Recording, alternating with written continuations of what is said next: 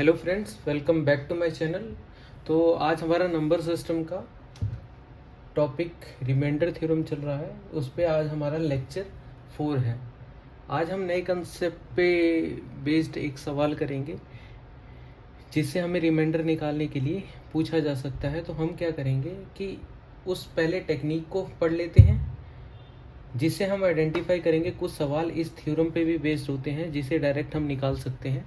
तो इसलिए पहले इस कंसेप्ट को हम पूरी तरह से पढ़ लेते हैं। इसका नाम है फर्मेट्स थ्योरम। इसके अकॉर्डिंग क्या होता है, अगर कोई नंबर हमारा इस फॉर्म में है और p हमारा क्या है, प्राइम नंबर है, तो क्या होगा। और एक और कंडीशन है, a और p क्या है, को प्राइम है, मतलब a और p का जो कॉमन फैक्टर होगा सिर्फ 1 होगा। तो इस पे बेस्ड जितने सवाल होंगे अगर इस फॉर्मेट में होंगे तो उनका रिमाइंडर डायरेक्टली 1 होता है। तो उस क्वेश्चन को हमें, किसी भी क्वेश्चंस को अगर हम इस फॉर्म में कन्वर्ट कर देते हैं और ये कंडीशन दोनों सेटिस्फाई होती है तो उसका रिमाइंडर डायरेक्टली 1 होता है।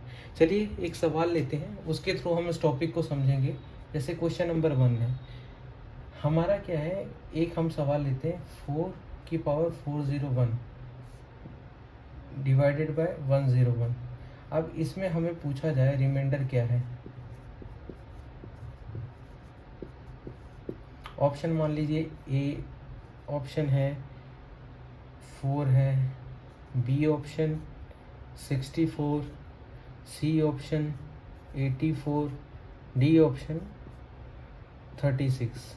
अब इसका रिमाइंडर निकालने को कहा जाए तो इसका हम जैसे कि सोल्यूशन निकालते हैं, ये फॉर्म हमारी इस फॉर्म में कन्वर्ट हो सकती है। अब देखिए 101 क्या है, प्राइम नंबर है, और 4 और 101 को प्राइम है। इन दोनों का कॉमन फैक्टर सिर्फ 1 है, उसके अलावा कुछ और है नहीं।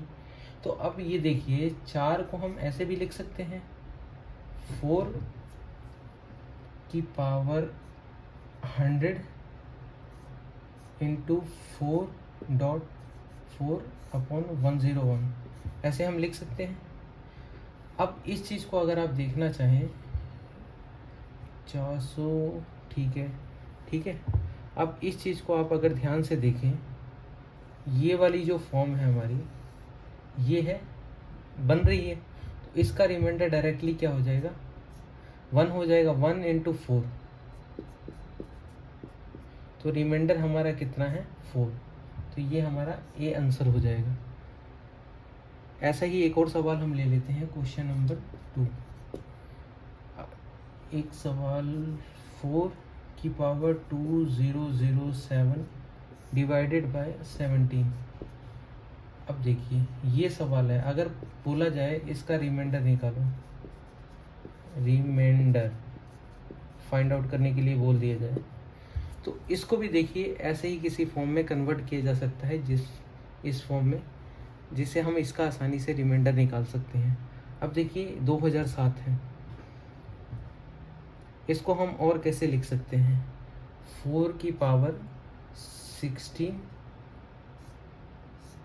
की पावर 125.4 की पावर 7 डिवाइडेड बाय 17, ऐसे लिख सकते हैं। आपके समझने के लिए मैं इसको अगर सॉल्व करना चाहूँ, ये देखिए 125, इसको 16 से मल्टीप्लाई किया है, 6 5 30 का 0, 3 80, 6 2 12 13 14 15 5 हासिल है, 6 कम 6 7 इंटू 125, 0 5 2 10 का 0 हासिल है 1, 10 का 0 हासिल है 1, 2, 2000 हो गया। इन दोनों को मल्टीप्लाई करके प्लस 7, तो 2007 आ गया। तो इसीलिए हम क्या कर सकते हैं, इस टर्म को ऐसे लिख सकते हैं। अब यहाँ पे एक चीज़ देखिए, ये दोनों मिला करके क्या बन गया, हमारी ये वाली फॉर्म बन गई। तो इसका डायरेक्टली हम रिमाइंडर क्या लिख सकते हैं, 1। अब इस चीज़ को देखिए, इसको हम क्या लिख सकते हैं, और इसको हम 4² लिख सकते हैं। 2 2 4 2 2 4, एक सेकेंड, हमारा 7 है टोटल पावर। तो इसको हम खोल करके 4 की पावर 7 को ऐसे भी लिख सकते हैं, 2 4 6, एक सिंगल यहाँ पे पावर 7।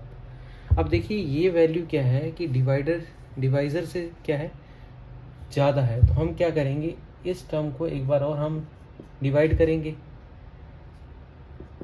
तो 16 इंटू 16 इंटू 16 इंटू 4 इंटू 17। अब देखिए इसको इससे डिवाइड किया जाए तो आप यहाँ पे हम नेगेटिव रिमाइंडर वाला कंसेप्ट यूज़ करेंगे। तो यहाँ क्या आएगा, रिमाइंडर -1, यहाँ से -1, यहाँ से -1, बचा एंड में 4, इनसे मल्टीप्लाई हो जाएगा। -1 इंटू -1 इंटू -1 इंटू 4, टोटल कितना आया, -4। अब रिमाइंडर क्या होता है, माइनस हो नहीं सकता, इसीलिए हम इसको प्लस बनाने के लिए डिवाइज़र इसमें क्या कर देंगे, प्लस कर देंगे। तो ये हमारा फाइनल रिमाइंडर कितना हो जाएगा, 13। माइनस रिमाइंडर हम निकालते हैं किसी भी क्वेश्चन को सिंप्लीफाई करने के लिए।